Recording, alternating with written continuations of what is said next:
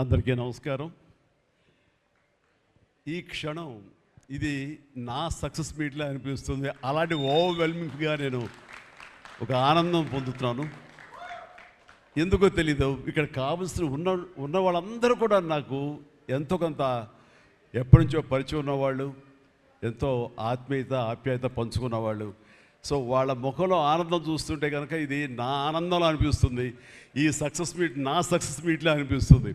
And ఇక్కడ గెస్ట్గా రాలేదు, మీలో ఒక పార్ట్గా, మీలో ఒక మీ ఆత్మీయుడిగా ఇక్కడికి వచ్చాను. అండ్ ఈ సినిమాకి ముందు నేను నాకు కలిసినప్పుడు ఎట్లా ఉంది ఏంటి సినిమా మీ రాబోతుంది కదా అంటాను. డిఫరెంట్ క్యారెక్టర్ నేను అటెంప్ట్ చేశాను. And Dhanush is a lead character. అంటే అదే నాకు ఎట్లాగా ఒప్పుకున్నామంటే తెలియదండి. రెగ్యులర్గా ఈ హీరో క్యారెక్టర్స్ ఇలాంటివన్నీ చేస్తూ నాకు ఎక్కడో కొంచెం డిఫరెంట్గా చేయాలి, కొత్త హొరైజన్ గేట్లు ఓపెన్ చేయాలనిపిస్తుంది. ఈ సినిమా నాకు అలా ఉపయోగపడుతుందని అనిపిస్తుంది. అంటే దాని వాళ్ళ సినిమా చూశాను, అది 100% కరెక్ట్. తను కూడా అదే అక్నాలెడ్జ్ చేశాడు. ఈ సినిమా తర్వాత ఒక 40 ఏళ్ళు ఉంటాను ఇందాక తను అన్నమాట వాస్తవం. నటుడుగా ఎంత ఎక్కువ కాలం మనం జీవిస్తాం అనేది తప్ప ఒక హీరోగానే పట్టుకొని ఇలాగే ఉండాలి అనుకోవడం అనేది కరెక్ట్ కాదు. అండ్ ఇలాంటి క్యారెక్టర్ ఎంత బాగా చేశాడంటే నేను తర్వాత చెప్తాను. సో ఫస్ట్ ఆఫ్ ఆల్ ఇలాంటి సినిమా శేఖర్ కమ్ముల ఏ ధైర్యంతో నాగుని అడిగాడు, నాకు ఏమి ఊహించుకుని ఫ్యూచర్లో ఈ క్యారెక్టర్ చేస్తాను ఒప్పుకున్నారు. ఇదే ఫస్ట్ సక్సెస్ అని భావిస్తున్నాను ఈ సినిమాకి. ఆ తర్వాత ఇంకా ఈ క్యారెక్టర్ ధనుష్ తప్ప ఇంకెవరిని ఊహించుకోలేము. ధనుష్ ఒక్కడే దీన్ని న్యాయం చేయగలడు. తన పెర్ఫార్మెన్స్లో అనిపించింది క్యారెక్టర్ చూసిన తర్వాత. నిజంగానే తిరుపతిలో సినిమా చూస్తుంటే తిరుపతిలో ఓపెన్ చేసినప్పుడు కింద ఒక యాక్సిడెంట్ అయ్యే ముందు బెగ్గర్స్లో కూర్చున్నప్పుడు ధనుష్ అని గుర్తించడానికి ఆ పరిగెత్తేంతో నాకు గుర్తించలేకపోయాను. అంతగా క్యారెక్టర్లో యూ ఇన్వాల్వ్ సో మచ్. నీ గెటప్ కానీ అన్నీ కానీ అంటే అక్కడ తెలిసిపోతుంది తన డెడికేషన్ ఏమిటో ఆర్టిస్ట్ గారు అది. అండ్ ఈ సినిమా ఇది నేను ఒక ఎక్స్పీరియన్స్ తప్ప నాకు ఒక సినిమాగా నేను చూడలేదు, ఒక వాస్తవంగా జరుగుతున్నదిగా అనిపించింది నాకు. అండ్ శేఖర్ కమ్ముల డీటెయిల్డ్గా నేను మిగతా అందరి నుంచి మాట్లాడే ముందు అసలు నువ్వేమిటి, నీ ఆలోచన విధానం ఏమిటి అనేది ఇట్స్ ఎంటైర్లీ డిఫరెంట్. 25 సంవత్సరాల పాటు నువ్వు అనుకున్న విధంగా, నువ్వు అనుకున్న క్యారెక్టర్స్ తోటి, నువ్వు అనుకున్న కంటెంట్ తోటి 10 సినిమాల కంటే ఎక్కువ చేయకపోయినా సరే ఒక్కొక్కటి ఒక ఆణిముత్యంలాగా చేసుకుంటూ ప్రజల గుండెలో, ప్రేక్షకుల గుండెలో ఒక సుస్థిరమైన స్థానం ఏర్పరచుకున్నావు. అండ్ ఆ మధ్యకాలంలో మీరు నా ఒక పోస్టర్, మీరు 25 years పోస్టర్ మీరు రిలీజ్ చేయాలని అనుకున్నప్పుడు అది మీట్ అవ్వడానికి, అతనికి టైం ఇవ్వడానికి నాకు నిజంగా 3-4 days పట్టింది.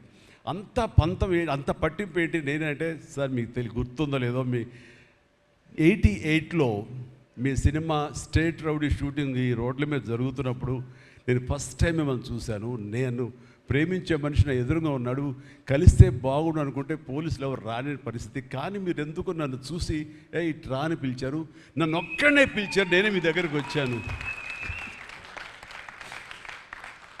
నేను ఎందుకు పిలిచానంటే అతను అందరికన్నా హైట్ ఉన్నాడు కాబట్టి ఏదో తాపత్రపడుతుంటే రమ్మని పిలిచుంటాను తప్ప అతనేమన్నాడంటే నా లోపల భావాలు కానివ్వండి, నేను నా ప్రేమ కానివ్వండి నేను వ్యక్తం చేయగలిగాను, అది కరెక్ట్గా కనెక్ట్ అయింది అని తను అనుకున్నాడు. బట్ ఏమనుకున్నా సరే వచ్చిన తర్వాత నన్ను మీట్ అయిన క్షణం ముందు వరకు భవిష్యత్తులో ఏం చేయాలో తెలియదు, ఎడ్యుకేషన్ ఉంది కాబట్టి ఎటు వెళ్ళాలో తెలియనటువంటి 17-18 years ఉంటాయి అప్పుడు అతనికి. 36 years అయిపోయింది కలిసి, ఫస్ట్ టైం కలిసి. ఆ క్షణాన నన్ను చూడగానే, నాతోటి కూర్చోగానే, నాతో మాట్లాడగానే, నేను నా షేక్ హ్యాండ్ తీసుకోగానే ఆ క్షణం డిసైడ్ అయిపోయింది. యాంబిగ్యూటీ, డౌట్ లేదు, ఖచ్చితంగా నేను సినిమా ఇండస్ట్రీలో సెటిల్ అవ్వాలని ఆ రోజు నిర్ణయించుకొని తను చెప్పడం అన్నది నాకు ఎనలేని సంతోషంగా ఉంది. నేను గర్వించే, నన్ను ప్రేమించే మనిషి, నన్ను అభిమానించే మనిషి ఈ రోజున ఈ స్థాయిలో ఉండి ఇంతమంది చేత ప్రశంసలు పొందుతున్నాడంటే కనుక హ్యాట్స్ ఆఫ్. ఇది గర్వం నీవు కాదు, నీలాంటి వ్యక్తి నన్ను ఇన్స్పిరేషన్గా తీసుకుని ఇందులో ఇండస్ట్రీ వచ్చి నీ సొంత టాలెంట్ తోటి, నీ సొంత ఆలోచనతో, నీ కమిట్మెంట్ తోటి ఈరోజు ఈ స్థాయికి ఉన్నందుకు ఫస్ట్ ఆఫ్ ఆల్ ఈ సిల్వర్ జూబ్లీ ఇయర్ సందర్భంగా మనస్ఫూర్తిగా నా అభినందనలు మరొకసారి తెలియజేస్తాను శేఖర్ కమ్ముల. ప్లీజ్. అంటే శేఖర్ కమ్ముల సినిమాలు నేను ఎప్పుడు చూస్తూనే ఉన్నాను, అన్నీ చూసాను దాదాపుగా. అది వాస్తవానికి నిజానికి చాలా దగ్గరగా అనిపిస్తాయి. అంటే తన ఫస్ట్ పిక్చర్ చూస్తుంటే ఆ క్యారెక్టర్స్ ఆనందం, రూప వీళ్ళు ఎలాగ ఉన్నారు, ఇంకా ఉండుంటారు కదా అని ఆ క్యారెక్టర్స్ కనబడి తప్ప ఆ యాక్టర్లు కనపడరు. వాళ్ళ తర్వాత వచ్చిన సినిమాలు మనకు గుర్తుకు రావు. దీంతో కనెక్ట్ అవ్వదు. అలాగే ఫిదా, భానుమతి, వరుణ్, అలాగే ఈ ప్రతిమలో శ్రీరామ్, గోదావరిలో శ్రీరామ్, సీతా మహాలక్ష్మి, ఈ క్యారెక్టర్స్ కనపడతాయి. ఎందుకు చూడండి, ఈ సినిమాలో కూడా ప్రతి ఒక్కడు ధనుష్ని దేవా అంటున్నారు, నా ఫ్రెండ్ ఏమో దీపక్ అంటున్నారు తప్ప పేర్లు పెట్టి ఎవరు పిలవట్లేదు, గుర్తుంచుకోవట్లేదు. గబుక్కుని దేవాను వస్తుంది. నాకు అలాగే అనిపిస్తుంది ఇప్పుడు. అంటే క్యారెక్టర్ని అంతగా ప్రొజెక్ట్ చేస్తారు. ఇంతకంటే బెస్ట్ ఎగ్జాంపుల్ లేదు. ఎప్పుడో చూసి సినిమాలకి ఆ క్యారెక్టర్స్ పేరు, నా సినిమాలో నా క్యారెక్టర్స్ నాకు పేరు గుర్తుండవు నాకు. అలాంటిది తన సినిమాలో క్యారెక్టర్స్ ఇప్పటికీ గుర్తున్నాయి నాకు. రూప అనే పేరు ఎందుకు గుర్తుందంటే అందులో తండ్రి పాత్ర మెంటల్గా రిటార్టెడ్, రూపాన్ని పిలుస్తాడు. ఆనంద్ అఫ్కోర్స్ హీరో పేరు, అది గుర్తుండిపోయింది. అట్లాగే వరుణ్ సినిమాలో ఫిదాలో భానుమతి సెపరేట్ కేజ్ అంటుంది కదా ఒక డైలాగ్, సెపరేట్ పీస్ ఏదో అంటుంది. అలాగే హైబ్రిడ్ పెళ్ళి అంటుంది. అలాగా తన క్యారెక్టర్స్ గుర్తుండిపోతాయి. అది తన గొప్పతనం. అవి వాస్తవికంగా ఎక్కడో ఇంకా ఉండుంటాయి, వాళ్ళు ఎక్కడో జీవించుంటారు అన్న ఫీలింగ్ ఇస్తుంది. అలాంటి రియల్గా అతని కాన్సెప్ట్ కానీ అది చెప్పాలంటే అదొక పిచ్చి. నేను అనుకున్నది తప్ప ఇంకో అలాగా కాదని. ఇందాక నాకు అన్నారు కదా, నేను మామూలుగా ఎప్పుడు వచ్చే విధంగా నడుచుకుంటూ వస్తుంటే నాకు అలా వద్దు ప్లీజ్, దయచేసి మీరు నా క్యారెక్టర్ నడవాలి. నీ క్యారెక్టర్ నడవాలంటే ఎలా నడవాలి తెలియదు నాకు. నాకు వచ్చిన నడకే ఇది అని చెప్పి ఇందాక ఇద్దరు అనుకుంటాం. నాకు తెలిసిన నడకే ఇది కాదండి, మీ హీరోలా నడుస్తున్నారు, స్టైలిష్గా నడుస్తున్నారు. నేను స్టైలా, నేను హీరోలాగనా అని అంటే కాదు అంటూ ఆ క్యారెక్టర్ చూస్తుంటే నాకు మీరు చాలా డిఫరెంట్గా కనపడ్డారు. నాకు రెగ్యులర్గా కనపడలేదు. మీకుండే ఆ కింగ్ నాగ్ అని కానీ ఆ గ్లామర్ మన్మధుడు యొక్క స్టైల్ ఒక చామ్ ఉంటుంది కదా, ఈ సినిమాలో అది కనపడకుండా జీవితంలో నలిగిపోయినటువంటి, మానసికంగా ఫిజికల్గా నలిగిపోయినటువంటి ఒక మనిషి కనపడుతున్నారు. అది మీ క్యారెక్టర్. ఏంటి ఇలాగుందేంటి నలిగిపోయినట్లుగా, బహుశా జైలు నుంచి బయటికి మళ్ళీ ఎప్పుడు వచ్చినప్పుడు మళ్ళీ ఫుల్ గ్లామర్లో కనపడతాడేమో సూటు గిట్ వేసుకుని. అంటే అప్పుడు కూడా భారంతోటో మానసికంగా ఆ ఒక దీనితోటో ఆ సంఘర్షణతోటో ముఖంలో ఆ హెవీనెస్ తోటో జీవితంలో ఏదో పోగొట్టుకుని ఏదో సాధించాలని ఏదో అనుకోవాలని ఏదో రకంగా అయిపోయినట్లా ఈ పరిస్థితుల్లో అన్న మీమాంసలో నలిగిపోతాం. ఆ నలిగిపోవడం అనేది ఫిజికల్గా and appearance wise performance wise చూపించగలిగాడంటే అది హెడ్స్ ఆఫ్ నాగ్. మీరు అన్నట్లుగా ఇది మీకు డిఫరెంట్, ఇంకో కోణం నుంచి మీకు హొరైజన్ మీకు ఓపెన్ అయ్యింది, ఇంకొక డోర్ ఓపెన్ అయ్యింది. తద్వారా బోల్డ్ అని ఫెంటాస్టిక్ క్యారెక్టర్స్ వస్తాయి. అండ్ మీరు అనుకున్నది ఉంటుంది, మీ లాంజివిటీ ఇంకా పెరుగుతుందని అనుకుంటున్నాను. మీ దోవలో నేను కూడా మీకు సమంగా నేను వచ్చేస్తాను నేను అనుకుంటున్నాను. అంటే ప్రతిసారి నాకు అన్ని విషయాల్లో కూడా నాకు సోర్స్ ఆఫ్ ఇన్స్పిరేషన్ అనిపిస్తుంది. అది హెల్త్ కానివ్వండి, కంపోజ్డ్ బిహేవియర్ కానివ్వండి, ఒక ట్రాంక్విల్ ఆలోచనలు కానివ్వండి, స్థితప్రజ్ఞత కానివ్వండి, ఏం జరిగినా సరే అటు నవ్వుకుంటూ సరదాగా ఉంటాం. ఇవన్నీ చూస్తుంటే నాకు ఎంత ప్రశాంతంగా ఉంటాడు, ఎంత మానసికంగా ఉంటుందని. సో అలాగా ఈ ప్రొఫెషనల్గా కూడా ఈ సినిమాతోటి తను వెళ్ళే దారిలో వై నాట్, నేను కూడా రేపు పొద్దున ఏదైనా అవసరం వచ్చి ఓటీటీలో ఏదైనా సినిమాలు చేయాల్సి వస్తే కనుక ఏం ప్లాన్ నార్సింగ్ నువ్వే గబుని అన్నా కదా, గబుకొని రెడీ అయ్యి వచ్చే రేపు పొద్దున ఇంటికి. సో ఓటీటీలో ఏదో సినిమాలు చేయాల్సి వచ్చినా సరే, వెబ్ ఫిల్మ్ చేయాల్సి వచ్చినా సరే, దానికి కూడా మనం సమాయత్తం అవ్వాలి. దానికి నాకు ఈ రోజున నాకు తీసుకున్న నిర్ణయం నాకు కూడా ఒక ఇన్స్పిరేషన్గా అనిపిస్తుంది. Sir well done. ఈ సినిమా ప్రతి ఒక్కరికి న్యాయం జరిగింది ఈ సినిమాలో. అండ్ నా డైలాగ్ నువ్వు అనేస్తావు నాకు ఇందాక, నేషనల్ క్రష్, నా క్రష్ కూడా.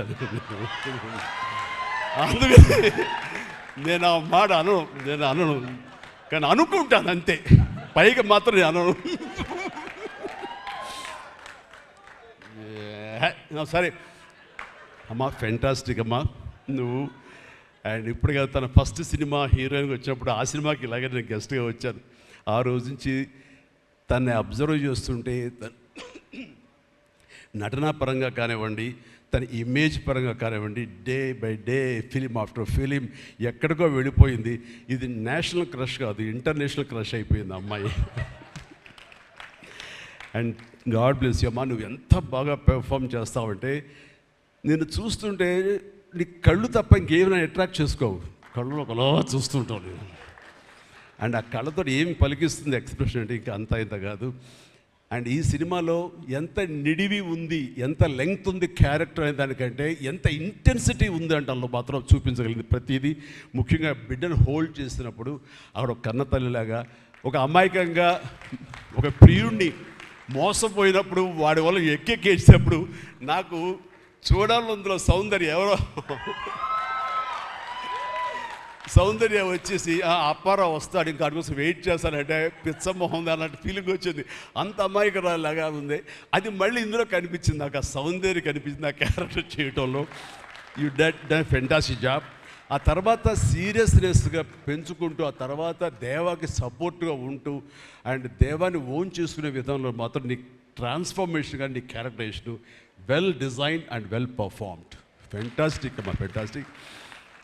అండ్ ఇంకా మిగతా క్యారెక్టర్స్ అందరూ అన్ని రకాలుగా అన్నీ బాగా చేసినా సరే నిజంగా చెప్తాను, హృదయానికి హత్తుకుపోయిన క్యారెక్టర్ ధనుష్. అంటే ఈ క్యారెక్టర్కి ధనుష్ తప్ప ఇంకెవరు లేరని, ఇంకెవరు చెయ్యలేరు. ష్యూర్ ఇంకొక హీరో లేడు. అంత పెర్ఫార్మ్ ఇచ్చి హీరో ఇమేజ్ ఉండి, స్టార్ ఇమేజ్ ఉండి, అన్ని రకాల కాంబినేషన్లో ఉండి చేసే మనిషి అంటే the one and only star in India is Dhanush.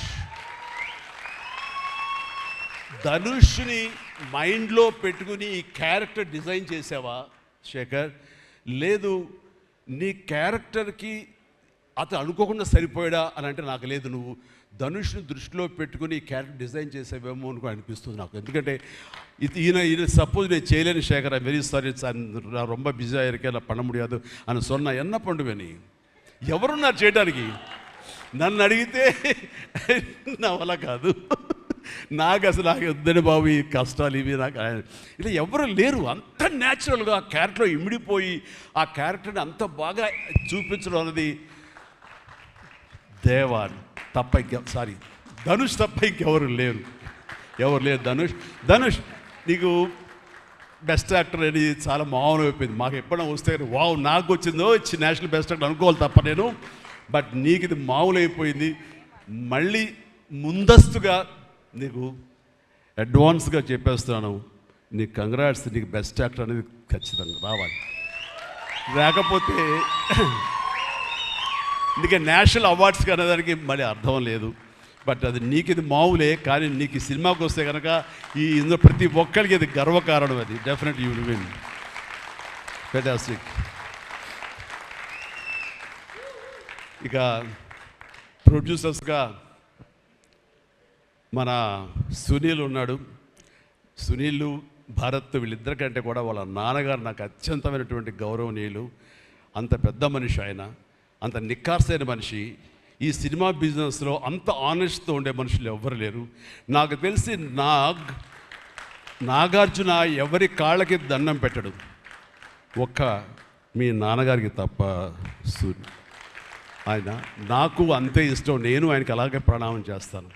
అంతటి ఇది ఆయనకు పుట్టిన బిడ్డలుగా ఆయన గౌరవాన్ని కాపాడుతూ ఆయన లెగసీని కంటిన్యూ చేస్తూ మీరిద్దరు ముందుకు వెళ్ళటం, మీరే కాకుండా థర్డ్ జనరేషన్ జాన్వి కూడా అదే దాంట్లో వెళ్ళటం అనేది జరుగుతుంది. మొన్న ఒక మాట అన్నావు, చెప్పచ్చు కదా? చెప్పనా? ఓకే సార్, మళ్ళీ మాకు సినిమా చేయాలి సార్ మీరు. వద్దులేవా, మీరు అది రకరకాలు చేసుకుంటున్నారు కదా మళ్ళీ ఎందుకు అని. సార్ మా నాన్నగారు మీ సినిమాలో డిస్ట్రిబ్యూట్ చేసి మేము బాగా డబ్బులు గడించాం సార్ అప్పుడు నైజాంలో. మీరు అప్పుడు నైజాంలో మీ సినిమాలు అంటే నైజాం కింగ్ అనుకునేవాళ్ళం మేము. ఆ తర్వాత మేము కొంచెం ప్రయత్నం చేసాం సార్, మాకు బాగా డబ్బులు వచ్చింది సార్, కానీ అల్లు అరవింద్ గారు ఇక్కడ పెట్టేసరికి మాకు అవకాశం లేకుండా పోయింది. ఏమనట్లే ఇప్పుడు అది అది అది కట్ చేసేస్తాలే ఆ ముక్క, లేదు అది ఎడిటింగ్లో తీసేస్తాలే. అంటే సికింద్రాబాద్లో గీతార్స్ పెట్టారు కదా, అందుకే మీకు సినిమాలు రాకుండా పోయి సరే పక్కన పెట్టేద్దాం. ఆ తర్వాత మీ థర్డ్ జనరేషన్ జాహ్నవి సినిమా తీసి ప్రొడ్యూసర్గా అమ్మాయి రావాలనుకుంటుంది అనుకున్నప్పుడు I wish all the best for her. ఎప్పుడు కలుస్తాను అన్నాను. అదేదో మీరు ఇస్తే మీతోటి అమ్మాయి అడిగిన 3 జనరేషన్స్లో మా ఫ్యామిలీతోటి మంచి సంబంధం ఉన్నట్లు అవుతుంది అన్నారు. పాప మీ నాన్న అడిగారు, ఇంటికి వచ్చి చెప్పారు లేదో నాకు తెలియదు, బట్ వీఆర్ డూయింగ్.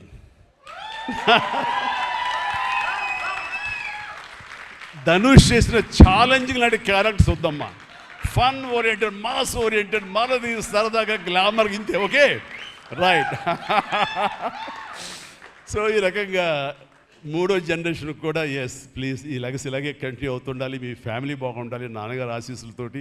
అండ్ ఇలాంటి కుబేరా సినిమాలు మరి ఎన్నో సక్సెస్ఫుల్ సినిమాలు చేయాలి. ఇందాక ధనుష్ అన్నట్లుగా మీ మొక్కల ముందు నవ్వు ఉండాలి. ఇప్పుడు నవ్వు కొంచెం ప్లీజ్. Thank you. మీరు నవ్వుతూ ఉంటేనే మా అందరికీ నవ్వు ఉంటుంది, మేము నవ్వుతూ ఉంటాం. Thank you.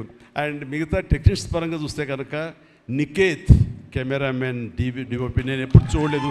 Hi Niket, I haven't seen your films. I don't remember even. But the way you are presenting yourself here is very much appreciable. I could see the energy, what you are pouring here, definitely it will reflect on the stage. Otherwise, Nagarjuna would have been praised you so much. And you also grab my attention. And future, I don't know, yes, maybe. And you have done a fantastic job. So initially when villain scenes are happening, that time I could see the top floor swimming pool. There I could see the richness of the film. So hardly they would have spent anything. So riches comes not because of the money. Riches comes with your viewfinder. So that way our credit goes to the whole film has grabbed attention and it looks very rich. So definitely please, I will awaiting you in future, and all the very best. Good luck. Done a great job as far as the camera is concerned.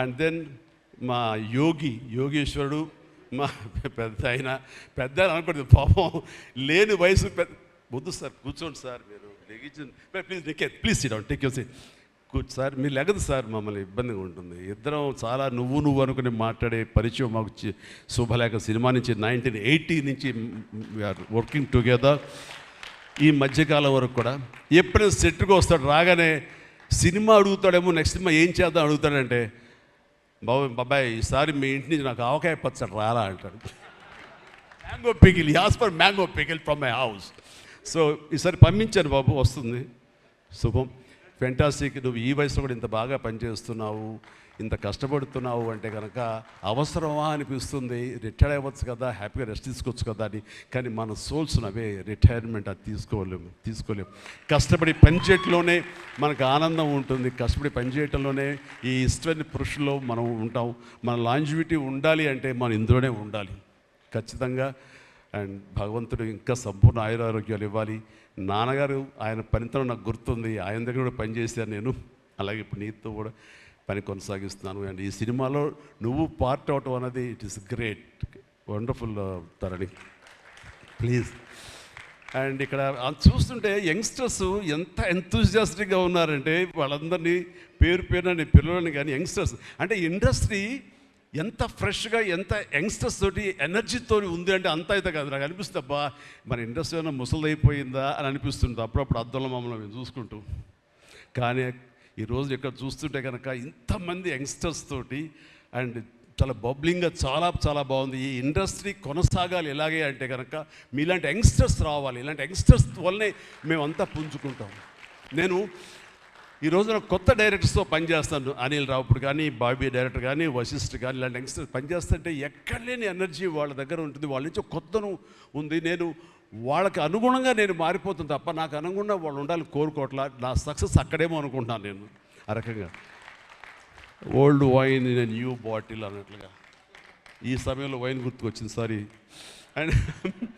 And అలాగా ఇదే ఎనర్జీతోటి ఇదే youngsters తోటి industry కలకలాలని కోరుకుంటున్నాను and last but not least my brother నాకు బిడ్డతో సమానం Devi Sri Prasad and Devi Sri Prasad తన energy అంటే ఇందాక చూశారు కదండి లైవ్ షో చేసేసాడు ఇక్కడ ఆ తర్వాత ఏం మాట్లాడాలో ఎవరికి ఏం తుయ్యినటువంటి పరిస్థితి మొత్తం అంతా షో గ్రాప్ చేశాడు బట్ నేను మళ్ళీ కమ్బ్యాక్ తర్వాత పొలిటికల్గా కొన్నాళ్ళు ఉండి 1915లో 150 సినిమా చేసిన దగ్గర నుంచి అంతకుముందు తన సినిమాలతోనే ఎంబీబీఎస్ కానీ జిందాబాద్ కానీ అన్నీ అయిన తర్వాత మళ్ళీ తన వలన నా మ్యూజికల్ అనేది ఏర్పడేదేమో అనుకుంటున్నాను. అలాంటి గ్రేట్ మ్యూజిక్స్ నాకు ఇచ్చి మళ్ళీ నేను నిలబడడానికి దోహదపడ్డాడు మనోడు. యూ ప్లీజ్ వద్దు అలా చేయదు ప్లీజ్ దోహదపడ్డాడు. మీరంతా సరస్వతి పుత్రులయ్యా ప్లీజ్ బంగారం ప్లీజ్. అండ్ తను ఎనర్జీ డే బై డే పెరిగిపోతుంది, తన టాలెంట్ డే బై డే పెరిగిపోతుంది. ఇక నేషనల్ నుంచి మన రీజనల్ నుంచి నేషనల్ లెవెల్కి ఎలా ఎదిగిపోయాడో మనం చూసాము.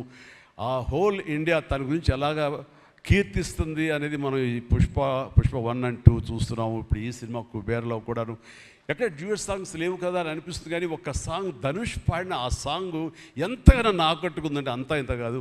దానికి ఇద్దరు ఒకరొకరు కాంప్లిమెంట్ చేసుకుంటూ ఆ సాంగ్ అంత బాగా హిట్ అవడానికి దోహదపడింది. అట్లాగే సినిమా చూస్తుంటే మ్యూజికల్గా ఉంది తప్ప నాకు ఎక్కడ డ్యూయట్ సాంగ్స్ వేరే లేవి అనే ఫీలింగ్ రాలేదు. And that's the magic of Devi Sri Prasad. రికార్డింగ్లో కూడా చాలా హృదయంగా మదర్ తోటి పాడిన పాట రోడ్డు మీద యాక్సిడెంట్ అయిన తర్వాత అబ్బా కన్నింటికి నీళ్ళు వచ్చేస్తుంది నాకు. మన రైతుల మీద పాడే గుర్తుందా మన 150 సినిమాలో నీరు నీరు నీరు అంటూ దాన్ని మరిపించిన సాంగ్లో అనిపించింది. అండ్ అది వెరీ మచ్ రిలవెంట్ సాంగ్. అట్లాగా తన బ్యాక్గ్రౌండ్ కూడా తన సాంగ్స్ ద్వారా అవన్నీ కూడా అత్యద్భుతంగా కనిపించేలాగా వినిపించేలాగా చేశారు. దానికి దోహదపడినటువంటి లిరిసిస్టులు ఇక్కడే ఉన్నారు. భాస్కర్ భట్లాను, ఇందాక ఇంకో ఆయన పేరు చెప్పారు నందకిషోర్ గారు, అలాగే మన చంద్రబోస్ గారు.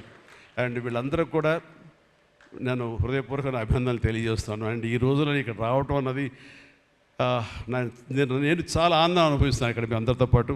అండ్ ఇలాంటి సినిమాలు రావాలి, ఎందుకంటే సినిమా సక్సెస్ అనేది గగనమైపోతున్న రోజులు ఇవి. థియేటర్స్కి ఆడియన్స్ రప్పించడం అనేది మహా గగనమైపోతున్న రోజులు ఇవి. రావటం కష్టంగా ఉంది. ఎలాగ సినిమా థియేటర్లు కానివ్వండి ఇవి ఎట్లాగ సస్టైన్ చేయాలి, ఎలా నిలబడాలి అనేది చాలా క్లిష్ట పరిస్థితుల్లో ఇలాంటి సినిమాలు, ఇలా కంటెంట్ ఉన్న సినిమాలు, అంటే హృదయంగా ఉన్న సినిమాలు, ఎమోషనల్ సినిమాలు and big event films, big films ఇందాక చెప్పినట్టుగా మనవాడు అవన్నీ కూడా ఆడొచ్చు. కానీ ఇలాంటి సినిమాలు కూడా ఆడి కంటెంట్ మనం సరిగ్గా ఇవ్వగలిగితే, వాళ్ళ హృదయాన్ని మనం తాకగలిగితే ఖచ్చితంగా ఈ సినిమాలు చూస్తారు, థియేటర్కి వస్తారు అనే ఒక ధైర్యాన్ని భరోసాని ఇచ్చిన సినిమాలు ఈ మధ్యకాలం చూస్తున్నాము. చిన్న చిన్న సినిమాలు అయితే పెద్ద సినిమాలు అవుతాయి. అందులో ఈ రోజున శేఖర్ మీరు మరొకసారి నిరూపించారు. ఇందాక ఎవరో మిమ్మల్ని చేశారు, నిజంగా మనస్ఫూర్తి చెప్తాను, క్రెడిట్ గోస్ టు యూ. ఒక ధైర్యాన్ని ఇచ్చింది ఇలాంటి సినిమాలు చేయొచ్చని. ఇంకా ఈ పెద్ద పెద్ద సినిమాలు తప్ప, రక్తపాతాలు తప్ప, కొట్టుకోవడాలు తప్ప, నరుకోవడాలు తప్ప ఇంక ఇలాంటి సినిమాలు రావా, వస్తే చూడరా, ఇవన్నీ 10 రోజులు ఆగితేనో నెల ఆగితేనో ఓటీటీలో చూసేద్దాంలే అని దాంతో ఉండిపోతారా, ఏమైపోతే ఇండస్ట్రీ అనేటువంటి ఒక అభద్రతా భావం నుంచి ఈ సినిమా ద్వారా ఇలా తీయగలిగితే, సత్తా చూపగలిగితే, హ్యూమన్ ఎమోషన్స్ని టచ్ చేయగలిగితే, కంటెంట్ కొత్తగా ఉండగలిగితే కనుక థియేటర్కి వస్తారు, చూస్తారు భరోసా ఇచ్చావు. Thank you so much. And God bless you, God bless you, and God bless you all. Please ప్రతి ఒక్కళ్ళు నాకు ఈ అవకాశం ఇచ్చినటువంటి ప్రొడ్యూసర్స్ గారికి, రామ్మోహన్ రావు గారికి, అలాగే భారత్ పాప నీకు కూడా అందరికీ నా హృదయపూర్వక ధన్యవాదాలు. మరొకసారి ఇక్కడ ఉన్నటువంటి 50 మంది యంగ్స్టర్స్కి అండ్ రెస్పెక్టెడ్ టెక్నీషియన్స్కి నా శుభాకాంక్షలు, నా ధన్యవాదాలు తెలియజేస్తాను. మరొకసారి love you man, love you, love you, love you, love you, love you. God bless you. And ఇప్పుడు మీ దారిలో నేను నడుస్తాను. Follow the leader. Thank you Shyamala, you done a good job. God bless, God bless. Thank you sir, thank you so much. We all love you. కుబేరాకి ఇప్పటి వరకు వచ్చిన appreciation ఒక ఎత్తు, ఈరోజు ఈ మెగా కాంప్లిమెంట్స్ ఇంకొక ఎత్తు అని చెప్పాలి.